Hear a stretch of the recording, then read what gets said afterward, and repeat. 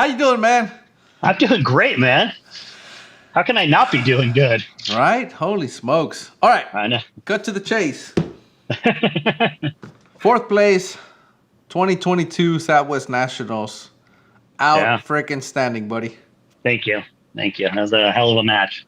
So, let's rewind to the last interview I did with you. And you kind of talked about, your beginnings and your RPR days.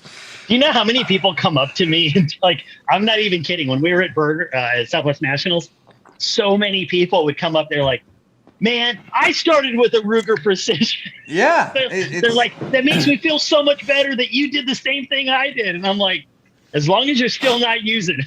Yeah. And if they are, it's okay. Yeah. It's what I say is everybody has a different goal, right? Yeah. If you just want to come out and shoot and have fun, man, Yeah. at RPR, it's perfect. Hey, whatever gun you have is perfect. Exactly. And of course, the just for educational purposes, the correct number of guns to have is N+1, where N is the current number of guns you currently have. So Yes. that's that. All right, John. So last episode, I guess we'll call it an episode. You and I, you talked about the struggles that you were going through. You had went to the last burger. God, I keep calling burger. I know. The Southwest Nationals. Southwest Nationals. And you had a pretty bad showing with your Magnum that you had brought. And Todd Hendricks on the last day or the last couple of days. That was Nationals. That was actually Nationals, that was Nationals down there. Yeah, that was Nationals. Okay. He let you borrow one of his 284s, right? Yeah. And all of a sudden you killed it with a 284. Yeah, I went on with 3 medals after he gave me that gun. So, okay, let's pick it up right there. What happens after that? Well, and I don't remember if we talked about this, but if I'm being totally honest, I prior to Todd and you were with him at that time, but prior to that happening, I was probably very, very close to giving this up completely. I was honestly pretty much at my wit's end with this. I felt like I could shoot. I felt like I had the skills to get there, that I was on a good path, and I couldn't figure out why it wasn't happening. And so I always tell people that was a turning point in my life right there. And I don't mean like my shooting life. I mean my life. Like it literally changed my life, because it showed me, that I was the problem. And, look, let's face it. A lot of us that shoot, I won't include you, but a lot of us that shoot are, A-type personality, fairly narcissistic. We think shooting revolves around us. And, you go out there and shoot enough and you start believing that. And it doesn't matter how good or bad you shoot. It's easy to fall into that trap. And I definitely was there. Like, without a doubt, I was there. And that really showed me. So after, Todd gave me that gun, I won a team bronze on one of their matches, and then won a gold and a bronze the next day individual at Nationals. And it did two things. It 100% solidified the fact that I belonged out there, as long as I had the right gear. Like I had the right technical ability to shoot with everybody that was out there. So it helped me understand that I belonged out there. And then it fundamentally told me, number two, that I was my biggest problem in a lot of respects, but in my performance, that I was my biggest problem. So I came back home and I did the exact same thing I did, but for the right reasons. I literally came home and I sold, like within days of coming home.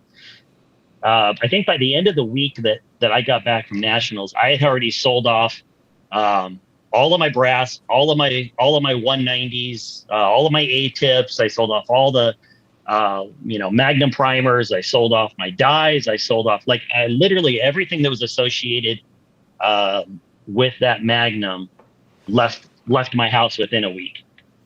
And because of how I am, I'm sort of an all or nothing kind of guy. I had nothing left. I didn't have any 284 stuff because I sold all of it the minute I got my Magnum. And so I had nothing. So I had to completely start over, which probably wasn't a bad thing. And so I said, okay, look, I know what I'm doing. Like, why am I being so stupid about this? And I went through and I systematically did a few things, and one of them, which I'll admit I was, wrong with, is I said, well, Lapua hasn't come out with their 284 brass yet. I don't want to go necking up 6.5 brass anymore because I hated that process. So I'm going to go buy some Peterson brass, and nothing against the Peterson brass, but I went and bought my dies, I bought my bullets, I got everything set, and I was struggling a little bit. And admittedly, you and I had a talk, and you're like, okay, like, did you learn your lesson? And I'm like, yes, Dad, I learned my lesson. And look, people may get this or that idea about different people in shooting sports, but you can't make it through the shooting sports without having friends and mentors. And there's a big difference. You can have friends that are mentors, and you can have mentors that aren't necessarily your friends, but you got to have both in this world to be successful. And, I'm fortunate that you're both a friend and a mentor to me. But, you were like, look, why are you trying to do this again? And I'm like, well, because it's 284 brass and I don't want to size it up. And you're like, suck it up, Buttercup. And you're like, just get the damn Lapua brass. It's the right thing. And I'm like, yeah, I know it's the right thing. So then I sold off 500 pieces of Peterson brass that I hadn't even touched. Got my Lapua brass in, got my 180s in. At the time you could still get everything pretty easily. So I ordered, got my dies, got all my Newland stuff, sent all my Newlands out to get cut. And I was feeling great. And that's the last I ever touched a different caliber. Now, I'm not saying that I won't or couldn't shoot a different caliber in the future, but what it taught me is that you have to have a foundational caliber that works, and you can't abandon it for something that might work. You can test things while you're shooting, but I just told myself, until I accomplish a certain level of goals, I know that I can do what I need to with 284. And as well as I do, because you've been around more guys than I have, that calibers are like this. They're like a really bad temptress, right? And it's so easy to look at the guy above you and say, well, what did he shoot? Because if I had shot that, maybe I would have been third instead of fourth, right? And well, then, and if third shot it, what did second shoot? And then what did first shoot? Because clearly it wasn't his ability that got him in first place. Right. It was the caliber that got it. It was the rifle and the caliber. And that's a really easy trap to fall into. And again, that's what Nationals did for me. When I left Nationals, I said, okay, I 100% unequivocally believe in the fact that while there may be potentially, ballistically superior calibers to 284, that the 284 in my hands can win medals. And look, at the end of the day, not a lot of people win medals at Nationals. So, to walk away with 3 medals at Nationals said, okay, I can do this with 284, you idiot, And so I just went to work, and I just told myself, I'm going to get the best damn shooting 284 as I can. And it's hard. People think that doing this whole YouTube thing is easy and, it's a gravy train and all this stuff. No, it's really expensive. It takes a toll on you mentally. And you start feeling severe obligations to your audience. And one of those obligations that I was feeling is I have to constantly be doing something new or they're going to lose interest. And I think that's partly what built up to that Magnum situation. And, I had these ideas that I was going to, be the guy that brought the next best caliber to F class. And, I think we all know people in this world that try to do that. And it's often not a very successful endeavor because it takes years to develop a caliber into any discipline properly. And, you can't just show up with something that's supposed to be ballistically superior and run the game.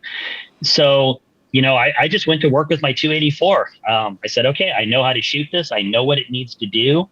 And I got a bunch of barrels cut, and, I just started developing barrels and I started shooting matches.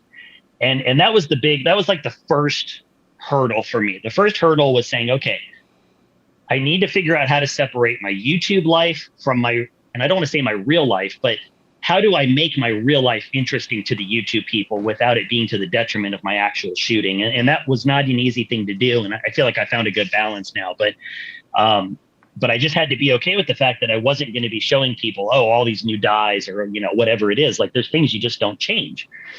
And so that was the first thing. And that was like 6 or 8, 9 months of just hammering down on practicing, tweaking loads, and practicing. And then I have to say, I went probably almost a year. I had a couple really good matches.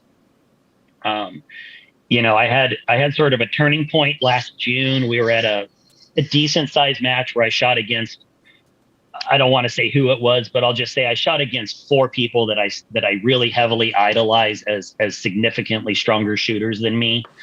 And I beat all of them on a particular day. And, and it's a point in time, so I don't take it for any more than it was. But the point is that gave me a little bit of confidence that I was on the right track. So I had gone 4 or 5 months, hit that point, and then thought, okay, like I really can do this. So it wasn't Todd's gun. I did this with my gun. I was able to beat some people that I previously really had never beat.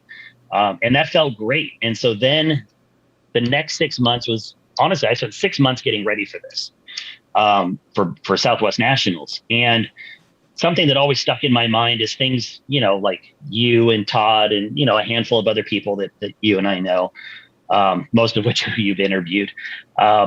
You kind of look at their mental approach to the big matches. And it's not, oh, I have nationals next month. It's, I have nationals in 6 months. What do I need to do to get ready? And yeah, sure, you're going to have other regionals or states in the middle of that. But if you're not prepping for a match like that months and months ahead of time, you're already preparing to lose. You can't just put a gun together the month before, think you have a load developed and go. You might get lucky once in a while, but I guarantee you the people in the top 20, and you know this as well as I do, those people in the top 20, I mean, those are people that are preparing for nationals the day it's over. I mean, it's how do I get back to here and how do I get to the next place up? Like, I know when I left, it was, okay, what's my homework to get to third next year or second?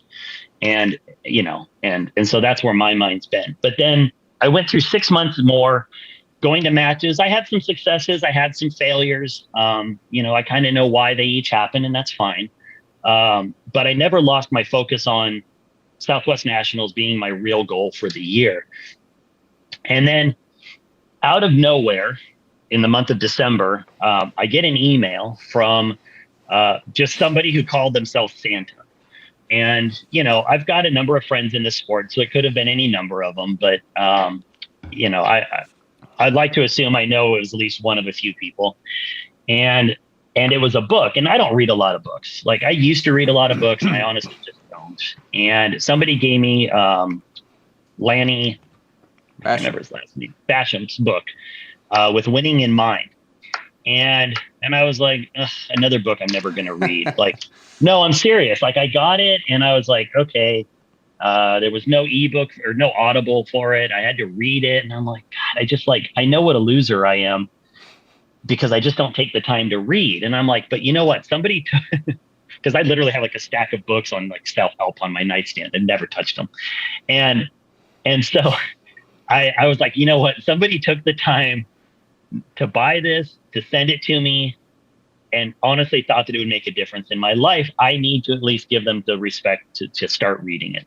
So I usually get up because of pain and stuff like that. I'm usually up at 4 or 5 in the morning, and I usually lie awake for 2 or 3 hours before my wife's awake. And I tend to play a lot of video games on my phone, but I thought, well, why don't I give up video games for an hour every morning and read a book instead? And so I started reading that book, and I don't know how to explain it other than to say that, like, literally within the first couple pages, I was hooked. And I even watched your interview on this guy, and then I was like, oh, it seems interesting, but for whatever reason, like, I don't know that I wasn't necessarily drawn to him, but I was like, okay, like another self-help guy, like, I get it, but oh my God, his book has changed my life. And it has, I'm not saying it's fixed me because I'm far from fixed, but it has given me a direction to take my mental game that I never had before. And it's really helped me focus on stuff. And so I got that in December and I started reading it. And so, like, a couple pages in, I went, oh my God, like, this is the next thing to help me at Southwest Nationals. And so I kept reading it and I feel like, wow, that's me. And I keep reading, wow, like, how's this guy know me so well? And like, he would talk. No, I mean, seriously, like, as an A-type narcissist, I totally related to everything he was saying. Like, like he, clearly there is a large group of people that fit into this subset that he's identified, but I am one of them. And I kept reading this and I kept going, God, yeah, that's me. Okay. And then, yeah, okay. And then, yeah, okay. Okay, great. And then, you kind of get to a point in the book where you go, okay, I'm tired of knowing what I am. How do I fix this? And then he kind of starts talking about, ways to change, how you approach things. And so here's the moral of the story. There's a thing in the book where he talks about saying it's like me. It's like me to win. It's like me to shoot X's. It's like me to do whatever it is that you want to say that it's like you for. And I remember the second day of Southwest National. So first day was Palma, and I felt great. Like I was in fourth place at the end of Palma, but there's still a lot of shooting left, right? Like, again, this is the bad part. Like Lenny would say, don't do this. But I thought, well, plenty of time to screw this up, And, You can laugh. And then and then everybody's stacked, right? Like everybody's stacked.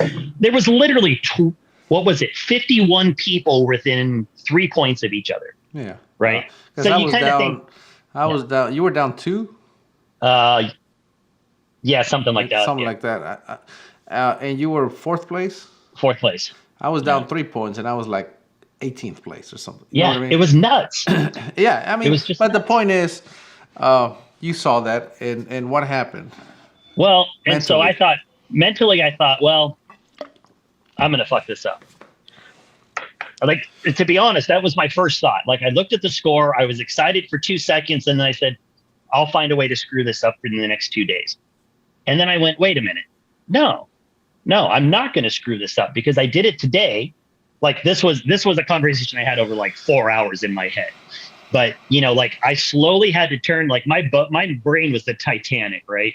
Like I'm just trying to turn this boat. No, Maybe not the I- Titanic. Let's use a different boat. okay, the Lusitania. No, but just like an ocean liner, right? Right. And I'm sitting there, and in my brain, my first thought was, like five more matches. There's no way I can do this. Yeah. And then I thought, well, wait a minute. I already did it for 3 relays. What's 5 more? And so I literally spent the rest of that night trying to turn that ship in my head. And by the time I went to sleep, I had myself fairly convinced that I could do it. And then, but here's what's funny. So you'll appreciate this since you were there. But I told myself the only way I can do this is if it's just blowing like a mother the next day. Because I love shooting in big wind. And I find that I tend to do better in big wind. And so like, I was like, okay, if it's windy tomorrow, that's going to be like the little kick of confidence I need. And so what do? We show up Saturday morning and it's like what, a 10 or 15 headwind, right? And I'm like, yeah. Like yeah. I was so excited, right? Like I woke up the next morning and we get to the range. And as you drive to the range, you can see like half a mile away, all the range flags. Yeah. And I see the big American flag. And I was like, yeah. I'm like, this is what I wanted. And so that was like the thing that pushed me over the hill. I was like, all right, I did it yesterday. I've got my win. I'm going to do this. And then I went in and I just shot my game. I didn't worry about anybody on Saturday morning. I just said, I can shoot in the wind. I know how to do this. I picked my time. I went in and I dropped like 6 points on the day. And I was like, I don't think that's very good. Like so after all of that, I walked away going, okay, like I tried to follow the mantra. I tried not to look at the points. I tried not to talk to other people too much, but I walked away going, God, 6. Oh, it's so hard. And I walked away going, well, 6 points, man, that's 6 points at a big match like this. That can be an eternity. Right. And I was like, man, I'm like, okay. So then points come out later that night and I'm like, oh, 4th place. I'm still in 4th place.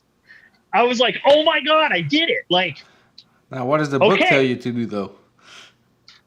Don't look at the points. but I mean, like, okay, so let me unwrap this a little bit. Yeah. I went around as talking to people, and you probably see my videos where I talk to. Depends who I talk to, right? Some people were very excited about the wind, and some people were terrified for the wind, right? And that's the difference, right? Yeah. It's like confidence. Those that were terrified, it's going to be hard for them to have a good match, right? Because they're just not. They don't have the confidence. I'm like you. I love the wind. and I just love it because it'll shake things up, right?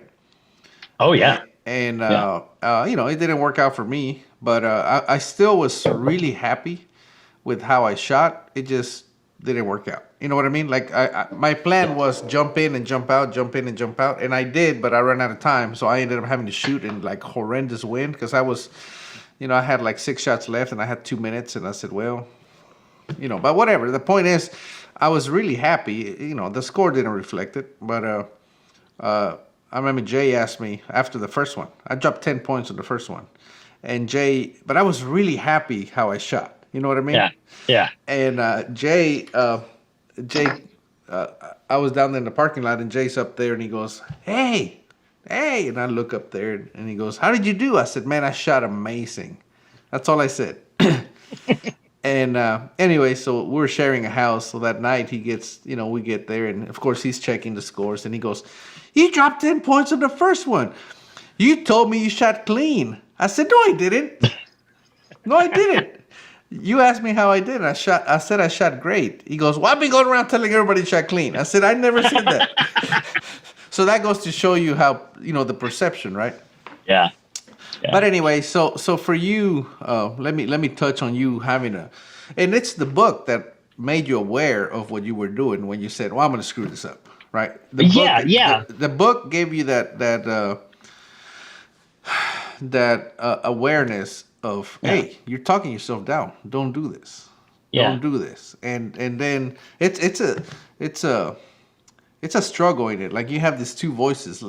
It's like the just fighting against each other, right? The typical you and the better you that you're trying to become mentally, Yeah. right? Oh yeah. No, and look, I don't talk about this, but like I'm a 12-step guy, and I've been through some other demons in my life, and and I started looking at this going, okay, why am I not approaching this the way that I've done other things? Like why do I let this get to me in the same way? And that book really centered me, and it's one of those books where you can't just read it once, like Right. You have to start reading it again and again and again, because you read it the first time and it sort of smacks you in the face. And then the second time it has a conversation with you. And then the third time you're having a conversation with it.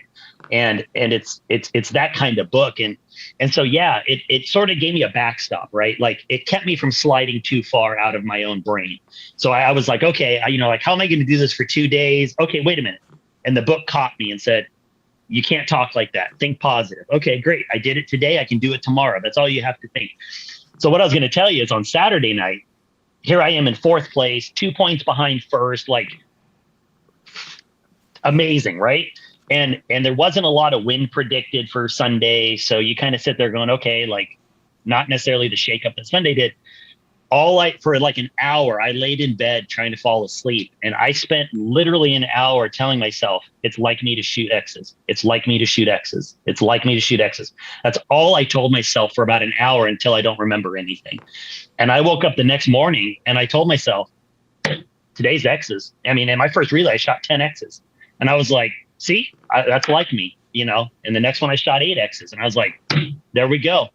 Yeah. Like, I wish I could say it was that easy while I was doing it, but like mentally it validated what I was trying to tell myself. And so, yeah, massive match, not just from a position board, but, I went into that match with a goal of being on the top half of the first page, like realistically, for me, that was a very good goal. Just get on the first half of the top half of the first page.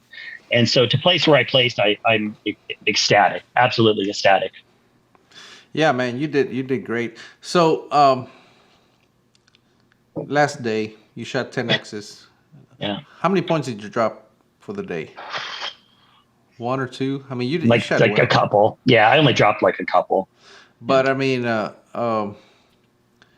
then it's over, right? Yeah. And then you realize, oh, it's over. Right? And then it's like, you kind of, what is it like for you when you realize it was over, right? Because it's this mental struggle, like. So and here's how this I had lunch with Todd after he won, the next day, and he was telling me similar to what you just did about he just kept saying, You shoot clean, nobody will catch you. Shoot clean, nobody will catch you. Shoot clean, nobody. He said all night. I don't know Yeah. if he got any sleep, right? But it's when it's finally over, you go, I don't have to do this anymore, right? So, So yeah, what was it like for you? It was a little bit of euphoria, and to be honest, just because of how I am, a little bit mad at myself. Like, I won't lie. I went back and mentally replayed. There were 3 times I hit my stock, like just stupid, getting excited, and I whacked my stock and I threw it high, and I did that 3 times. And so like as soon as it was over, to be honest, it was almost a little bit of my old self being disappointed with myself. If I had, and then I went, freaking idiot, you just beat 134 of the best F Open shooters in the country. Like, forget the what could have been, because if Tim had, or if Todd had, or if Eric had, like if anybody had, it would have been different. You can't look at it that way. And so, like, I'd be lying if I said that isn't the first thought, but it very quickly gave way to, holy crap, I just got 4th place at Southwest Nationals. Like, Yeah. I did it. Yeah, I mean, how many times were you, like you said, at the bottom half of the page, and you look at 4th place and go, man, one day that's going to be me, right? And now that you're 4th place, you always find a way to go, oh, if I had, you know what I mean? So it's I've never been on the first page. I'll be honest. I've never been on the first page of Southwest or Nationals. Well, you can't say that again. Nope. So yeah, no, it was, it was a very good learning. Like, was it a perfect experience? No. Did I make mistakes? Absolutely. Did I make mental mistakes? Absolutely. But did I learn more than I've ever learned at a match, about myself and about how to conduct myself and how to approach the match? 100%. Like, I don't think I could ever go into a match feeling the way I used to do with a match. Cause, I used to go into matches with a lot of, I've got this thing up here, and it's my expectations versus confidence. And I used to go into matches with expectations. And then I always tell myself, I expect to hit an X. I expect that I won't have issues. I expect to shoot high scores, and that's what we used to call stinking thinking, right? Like, you can't expect anything. You have to have confidence that you're going to do it. And so I've got my confidence column. And I remember before we took off for Southwest, I looked at this and I said, okay, let's be honest with ourselves. And I went down the list and I was like, no, I go, this is the first time I've ever gone to a match like this with everything in the right column.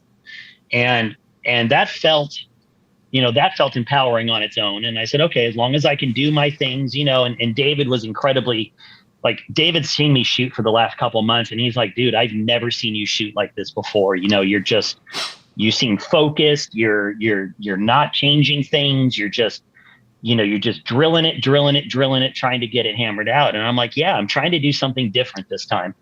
Because the definition of insanity is doing the same thing and expecting a different result, right? Like, we all hear that. And I've gone to every match, big or small, with the same way, and it's never worked out for me. And so to go to a match like this and to feel like I had some level of mental preparation, maybe not as much as I need to win, but enough to do better than I've done, and to use some of that mental training in a way that moved me forward and not backwards. That was huge. Like I said, I'll never go to another match the same way again. So good. So obviously mentally, big change. Did you make any other big changes besides the brass? And why are you smiling? Because I know I have a history. So I'm a what ifer, right? So, like, my whole life has always been what if. And I think it's a very dangerous thing to bring into the shooting sports, if you want to succeed. And so I've always been, well, like, I never tipped, but what if I tip this time? My bullets will be just a little better. Well, I've never tested, like, a long time ago, like, well, you never tested with tipped bullets. How would you even know if they were right? Like, why would you think that would suddenly make you better? Or, I'm going to trim my brass just a little different because it might seat the bullets a little better. Well, why would you do that the week before a match? Right. Right. I did have, admittedly, a very bad habit of trying to reinvent the wheel very quickly before a match in hopes of improving things. And I will just tell everybody out there that is not the way to do it. That is a bad recipe for success. But I didn't change anything. In fact, it's funny because I actually made a video like the week before Southwest Nationals. I said, I'm doing a video on something you've never seen, no change. And I said, this is what's successful. Like, I've talked to people and I've asked them, what do you do before a match? And they say nothing.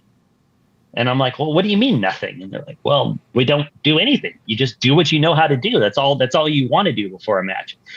And I'm like, oh, okay. Right. And so, yeah, I didn't do anything. I did the same thing I've been doing for the last 6 months. That's all I did. Yeah. What about, let's get a little bit into the technical stuff. Sure. Barrel cleaning. Let's get into barrel cleaning. Sorry, John. That's okay. Let's talk about barrel cleaning. Let's just start with barrel cleaning. So, yeah. Here's what I will say before we get into it is that I do have a belief in what works, but I think we all know that barrel cleaning is like one of those things that you're not going to change somebody's mind unless they see it or experience it as a benefit. And again, I fell into a trap of about 2 years ago. So I used to clean my barrels, or at least I used to think that I cleaned my barrels pretty well. And I would clean them like every 50 or 100 rounds. And I thought I had a pretty good process, but I hate cleaning. Like, I really hate cleaning barrels. And at least I used to. I actually kind of like it now, but only because I know what it does, right? Like, anyway, so I used to hate cleaning my barrels. And then we went to Southwest Nationals a couple of years ago, and both the guy who won TR and the guy who won Open, both were very adamant in an article on Accurate Shooter about the fact that they attended the entire match and shot 400 rounds and never cleaned their guns once. And I was like, oh, thank God, somebody just validated the fact that I don't have to clean my guns. Mm-hmm. Right. And so I took that one thing as gospel, which again is pretty dangerous in this sport. And because you don't know anything about the rest of their procedures. Right. And I know one of the shooters fairly well, and I don't know the other shooter, but either way, I was like, okay, well, this just validates that, like, you don't have to clean guns, and man, think of all the time I'll save. And so I went for about maybe a year and a half. I went down this road of like, I'd shoot 1,800 rounds down a barrel, and I might've cleaned it 3 times. Right. And I'd be like, it shoots great, but man, I have to do a lot of blow-offs, and man, I got to do a lot of ciders, and boy, I'm getting really crappy barrel life out of this thing. And, I was throwing barrels away at like 1,300 rounds, 1,200 rounds. Like, I just couldn't figure out what was going on. And I'm like, oh man, this must be bad steel. Like, look, it's a learning. So then I watched your video one day, and I'm like, and David and I, and some other people at the club had been talking, and we were like, all right, like, are we sure that this not cleaning thing is working? Because we're not sure this is really working. And it was right around the same time that you had done a video on cleaning, and you're like, I don't care. I clean every time, whether it's 5 rounds or, 200 rounds, whatever I shoot in a day, I clean the next night or, that night. And like, you're all, because I want to know what 0 to 100 is every time, because I don't know what 0 to 100 and 100 to 200. Like, there's no way to measure that out and be consistent. And I was like, I'll be honest, Eric. I was like, freaking Cortina. I'm like, I'm like, dude, hasn't this guy talked to these other people? And doesn't he know that you don't have to clean your guns? So I was like, maybe he'll get the clue at some point, like. Yeah. No, I'm being honest. Like, yeah. Look, I'm being completely honest. I'm like, God, like, can't Cortina just get with the program?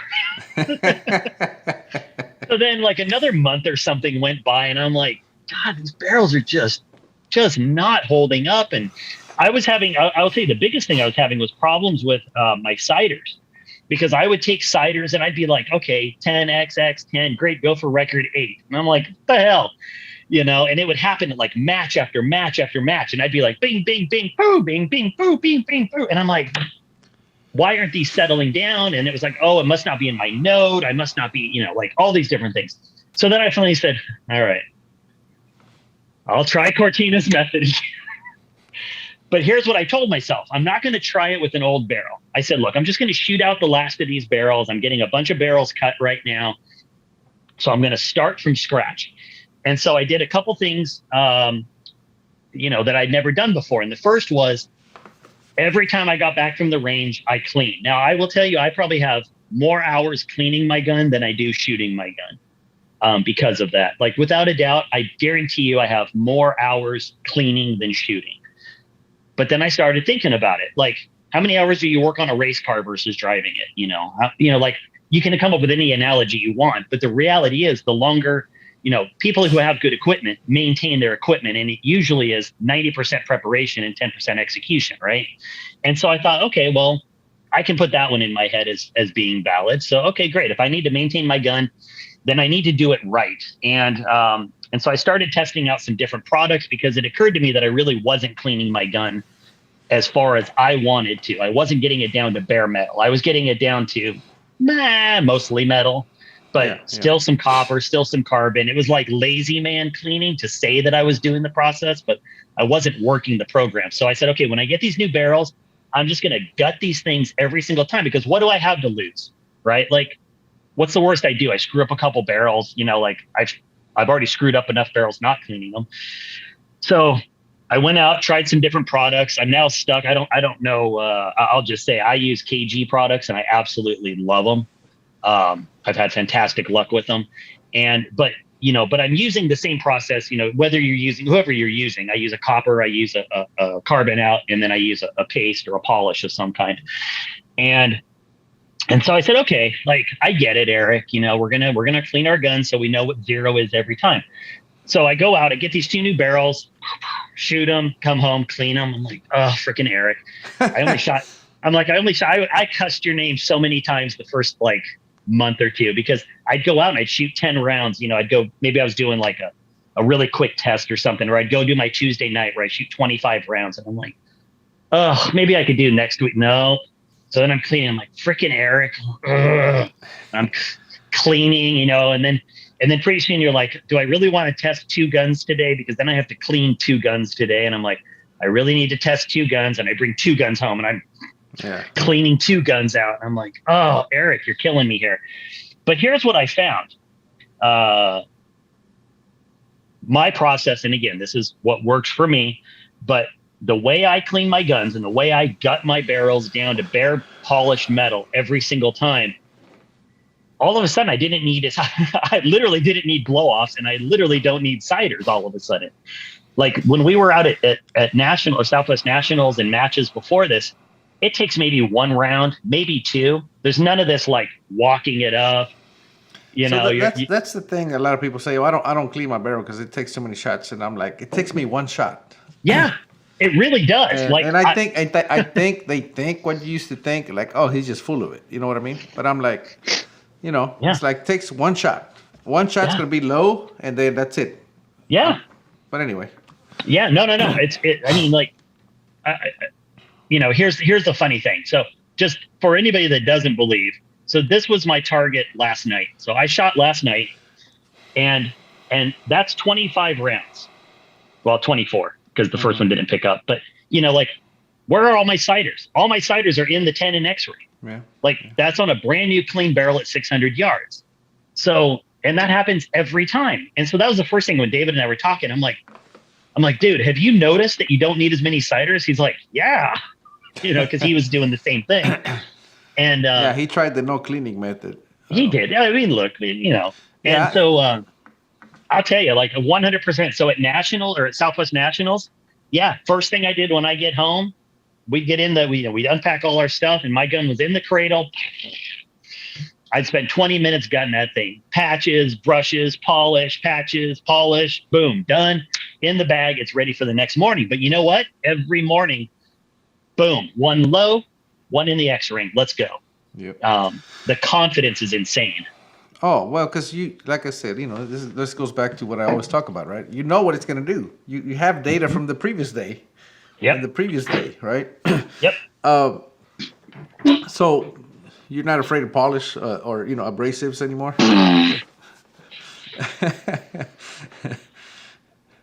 Right there, baby. Yeah. So you say you were, destroying barrels at 1300. What is it like with cleaning? I don't know. I'll let you know when I run How many do you have so barrel. far? I've got 2 barrels that are over 1,000. So this is the thing, right? Most people say, "Well, I don't want to use abrasives because I don't want to wear out my barrel." They don't realize they're actually saving their barrel. But again, it's one of those things that unless you try it like yourself, it Yeah. makes no sense, right?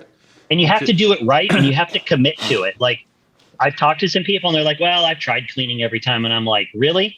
And so a buddy of mine sent me a picture. He goes, "All right, I just finished cleaning my barrel." And I looked at it and I go, "No, you didn't.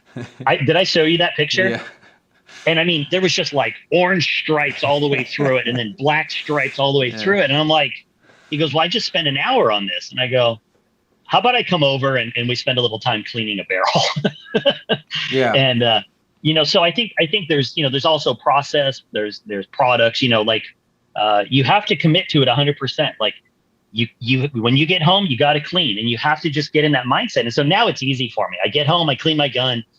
That's it. Like, I don't even think about it anymore. And so when I'm cleaning my gun now, it's really funny because I used to get home and I would be like, "God, this thing shot like crap today." And you'd be mad cleaning your gun, right? Like, you'd be taking out your anger on that thing.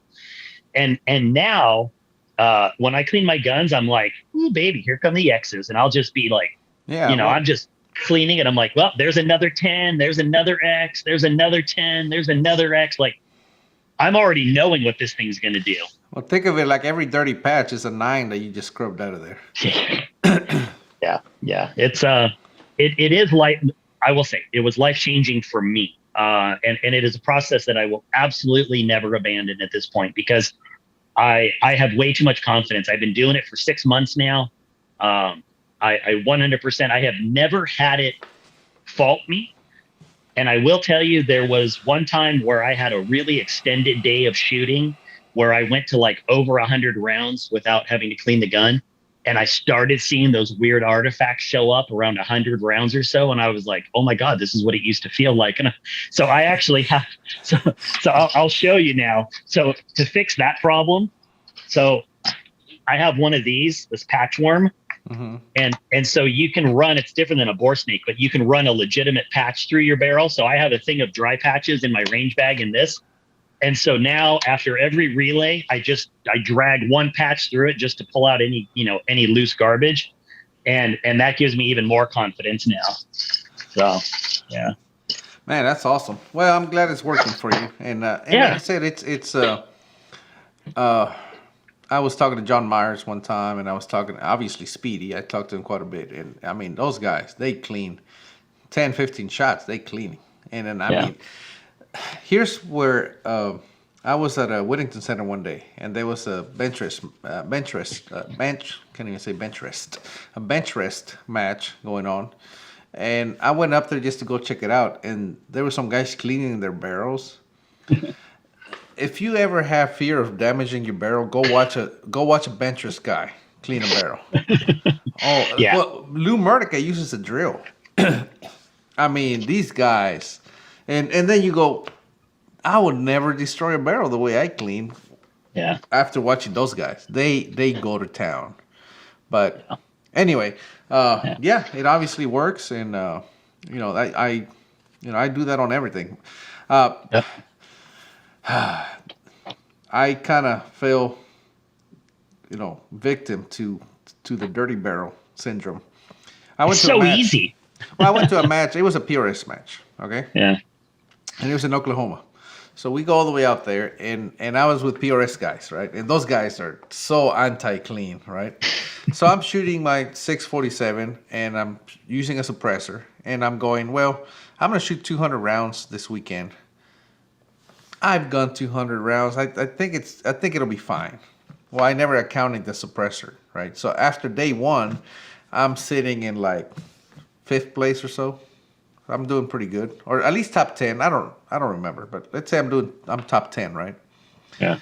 And the next day, of course, I didn't clean my barrel.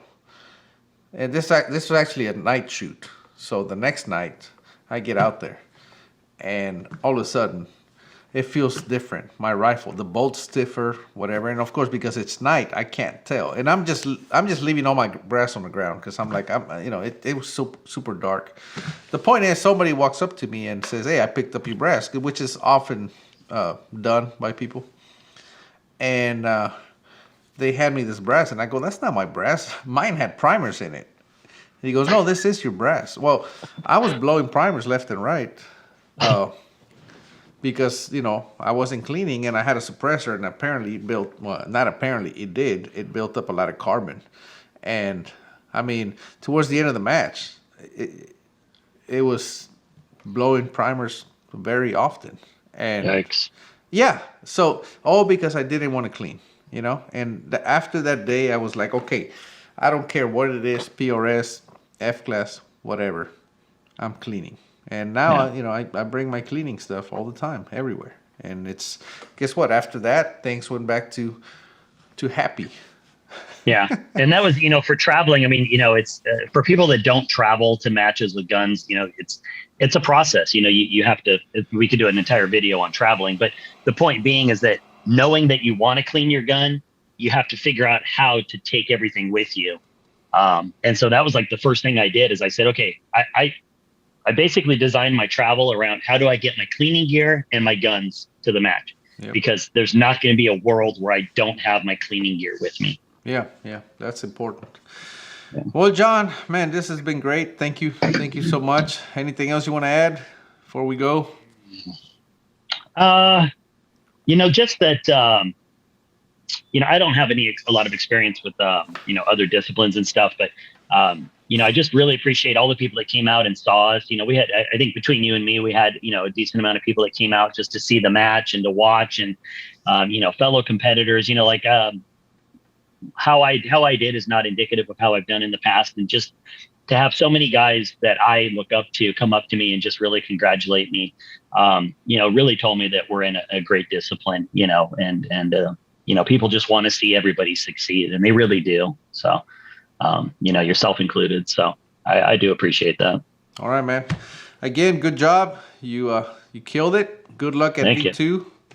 You know why I killed it? Why is that? Because I kept him centered. There you go. We're going to end with that. All right, John. Take care, man. Thank you. All right, man. We'll see ya. Bye-bye. Tonight I'm feeling me. Gonna make an ugly scene. Tonight